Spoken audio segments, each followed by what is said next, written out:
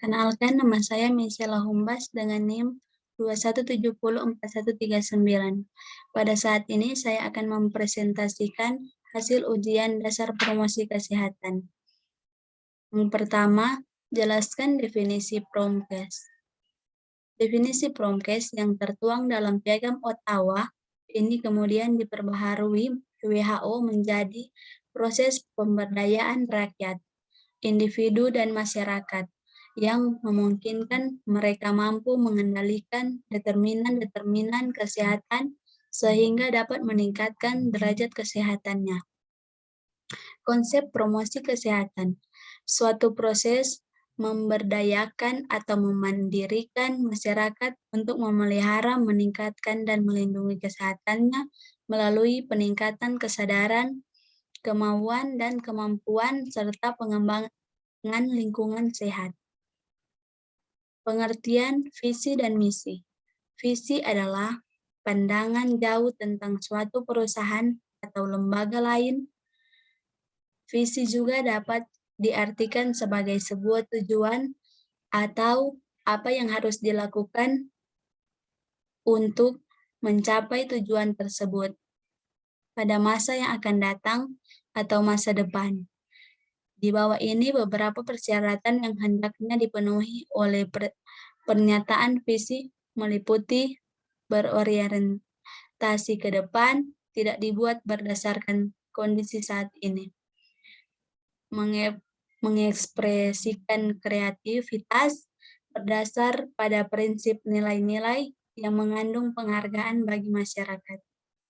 Misi adalah suatu pernyataan tentang apa yang harus dikerjakan oleh perusahaan atau lembaga dalam usaha mewujudkan visi tersebut. Misi diartikan sebagai tujuan dan alasan mengapa perusahaan atau lembaga dibuat. Misi juga memberikan arahan sekaligus batasan proses pencapaian tujuan. Ruang lingkup promosi kesehatan.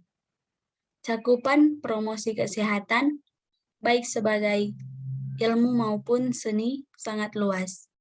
Cakupan tersebut dapat dilihat dari dua dimensi, yakni A. Dimensi aspek pelayanan kesehatan, dan B. Dimensi tatanan setting atau tempat pelaksanaan promosi kesehatan. Telah menjadi kesepakatan umum bahwa kesehatan masyarakat itu mencakup 4 aspek pokok, yakni promotif, preventif, kuratif, dan rehabilitatif. Ahli lainnya hanya membaginya menjadi 2 aspek, yakni A. Aspek promotif preventif dengan sasaran kelompok orang sehat, dan B. Aspek kuratif, penyembuhan, dan rehabilitatif dengan sasaran orang yang beresiko tinggi dan kelompok yang sakit sejalan dengan uraian ini. Maka, ruang lingkup pendidikan atau promosi kesehatan dikelompokkan menjadi 2. Promosi kesehatan pada aspek preventif promotif. Sasaran promosi kesehatan pada aspek promotif adalah kelompok orang sehat. Selama ini kelompok orang sehat kurang memperoleh perhatian dalam upaya kesehatan masyarakat. Padahal kelompok orang sehat di suatu komunitas sekitar 80-85% dari populasi. Apabila jumlah ini tidak dibina kesehatannya, maka jumlah ini akan meningkat. Oleh sebab itu, pendidikan kesehatan pada kelompok ini perlu ditingkatkan atau dibina agar tetap sehat, atau lebih meningkat lagi, derajat kesehatan bersifat dinamis. Oleh sebab itu, meskipun seseorang sudah dalam kondisi sehat, tetap perlu ditingkat dan dibina kesehatannya. Jelaskan 5 tingkat pencegahan menurut Level and Clark dan peran promosi kesehatan di dalamnya. Promosi kesehatan. Promosi kesehatan termasuk tahap pencegahan primer. Tujuannya adalah membuat masyarakat sehat agar tetap sehat dan jauh dari penyakit. Caranya adalah dengan memberikan informasi untuk meningkatkan pengetahuan masyarakat, misalnya melalui penyuluhan kesehatan atau konseling. 2. Proteksi spesifik. Level ini masih menjadi bagian dalam pencegahan primer. Contoh kegiatannya adalah pemberian imunisasi pada anak. Tujuannya adalah memberikan perlindungan khusus untuk menghambat atau mencegah terjadinya terserang penyakit. 3. Deteksi dini dan perawatan segera. Deteksi dini dan perawatan segera termasuk tahap pencegahan sekunder. Tujuannya adalah melakukan screening atau penemuan penyakit sehingga dapat dicegah penularannya. Selain itu, menyediakan perawatan segera sebelum penyakit semakin parah. Contohnya adalah kegiatan pemeriksaan kesehatan secara rutin, pemeriksaan darah, dan lain sebagainya. Yang keempat, pembatasan disabilitas.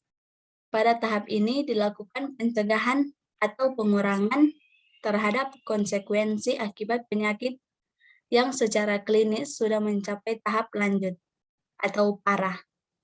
Tahap yang masuk dalam kategori sekunder ini bertujuan untuk mencegah risiko kecacatan dan risiko komplikasi. Contohnya dengan pemberian terapi obat diabetes untuk mencegah kemungkinan amputasi kaki. Yang kelima, rehabilitasi. Rehabilitasi atau pemulihan ini adalah satu-satunya dalam kategori pencegahan tersier. Tujuannya untuk membantu pasien yang baru sembuh agar kembali dapat beraktivitas seperti biasa meski terjadi perubahan secara fisik, misalnya kecacatan. Jelaskan secara singkat strategi-strategi promosi kesehatan. Strategi promosi kesehatan menurut WHO 1994 merumuskan 3 hal dalam strategi promosi kesehatan, yaitu advokasi. Promosi kesehatan adalah upaya mengajak para pemangku kepentingan dan pembuat kebijakan untuk mau mendukung program kesehatan yang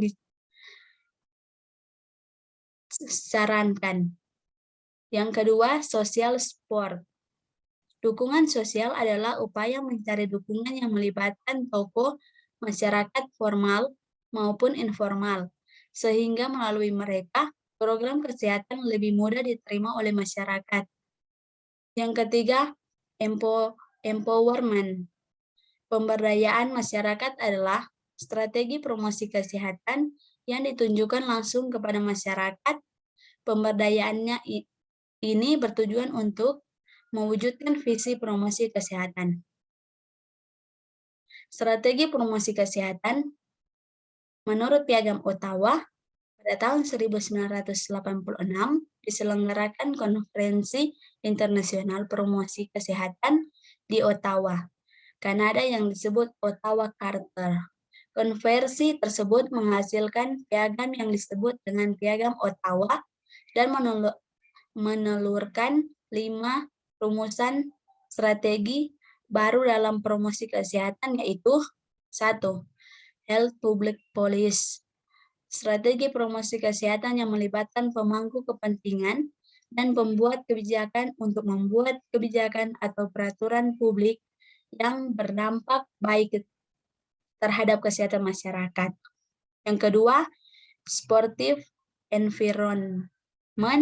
Strategi promosi kesehatan yang melibatkan pemerintah daerah atau pengelola tempat umum supaya tersedia sarana dan prasarana fasilitas kesehatan untuk masyarakat. Yang ketiga, priority health service. Strategi promosi kesehatan, prioritasasi pelayanan kesehatan melibatkan penyelenggara atau penyedia pelayanan kesehatan seperti pemerintah, swasta, serta masyarakat yang secara bersama-sama menciptakan pelayanan kesehatan terbaik. Yang keempat, personal skill. Strategi promosi kesehatan ini melibatkan seluruh pihak yang terdiri dari individu, keluarga, atau kelompok lebih besar lagi untuk dapat meningkatkan keterampilan dalam memelihara serta meningkatkan kesehatan baik kepada diri sendiri maupun kepada pihak lain. Yang kelima, community action. Promosi kesehatan akan semakin berjalan efektif serta cepat mencapai tujuan apabila di dalam masyarakat sendiri terdapat gerakan-gerakan yang mempromosikan kesehatan secara berkelanjutan. Jelaskan secara singkat mengenai teori perilaku, pengetahuan, sikap, dan tindakan dalam promosi kesehatan. Teori perilaku pengetahuan. Pengetahuan adalah fakta kebenaran atau informasi yang diperoleh melalui pengalaman atau pembelajaran disebut posteriori atau melalui introspeksi disebut priori. Pengetahuan adalah informasi yang diketahui atau disadari oleh seseorang. Teori sikap dan perilaku yang dikembangkan oleh Triandis 1971 dipandang sebagai teori yang dapat mendasari untuk menjelaskan keahlian, pengalaman, kompetensi, independensi, dan profesionalisme auditor.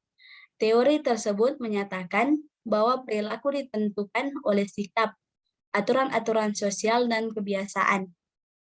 Tindakan kesehatan merupakan keadaan diri seseorang dalam melakukan sesuatu seperti bertindak, bersikap, berpikir, dan memberikan umpan balik atau respon pada suatu hal dalam memelihara dan meningkatkan kesehatan.